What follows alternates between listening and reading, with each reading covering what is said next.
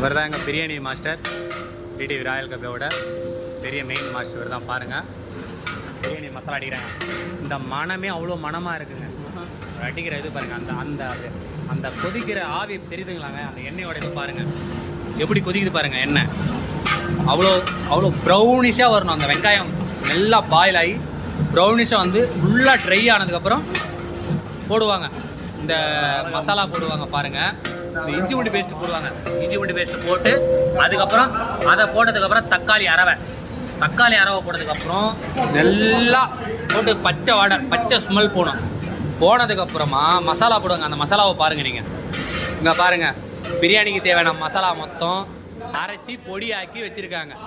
இதை நல்லா போட்டு அடித்ததுக்கப்புறம் இந்த மசாலாவை மாஸ்டர் கைப்பட மிக்சியில் அரைக்கிறது கிடையாது.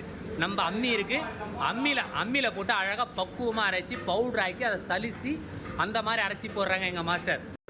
அடுத்து பால், சுத்தமான பால், சீனிவாசா பால் போட்டு அதுக்கப்புறம் தயிரை போட்டு நல்லா போட்டு ஃப்ரை பண்ணிவிட்டு, நம்ம கடையில் இன்னொரு ஸ்பெஷாலிட்டி இருக்குது. என்னன்னா இதெல்லாம் டால்டா சேர்க்க மாட்டாங்க.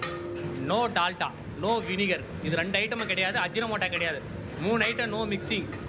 இதை நல்லா இது பண்ணதுக்கப்புறமா சிக்கன் பாருங்கள் எவ்வளோ ஃப்ரெஷ்ஷாக இருக்குன்னு. எங்கள் கடையில் அவ்வளோ சுத்தமாக இருக்குது பாருங்கள். சிக்கன் அவ்வளோ சுத்தமாக கழுவி இந்த அம்மா தான் எங்கள் கடையில் எல்லாமே சுத்தமாக கழுவி நல்லா சமைக்கிறதுக்கு சுத்தமாக ஒவ்வொரு பாத்திரமும் ஒவ்வொரு சிக்கனும் சுத்தமாக கழுவி தருவாங்க. அவ்வளோ நீட்டாக இருக்கும். இந்த அம்மா அவ்வளோ சுத்தமாக வேலை செய்யுங்க. இந்த அம்மா அந்த மாதிரி சிக்கன் பாருங்கள். நீங்கள் பாருங்கள், ஒன்றுமே இருக்காது. தெரிஞ்சுங்களா சிக்கன் எப்படி தெரிஞ்சுங்களா? பார்த்தீங்களா? அவ்வளோ சிக்கனை போட்டு அவ்வளோ ஃப்ரெஷ்ஷு டெய்லி லைவாக உயிரோடு வெட்டி எடுத்துகிட்டு வந்து போடுறோம் நாங்கள் சிக்கனை. இவர் தான் எங்கள் மாஸ்டர், சுத்தமான மாஸ்டர். பாருங்கள், தக்காளி இங்கே பாருங்கள், புதினா மல்லி போடுவோம் பாருங்கள். இப்போ புதினா மல்லி போட்டு அதுக்கப்புறம் போடுவோம் எல்லாமே.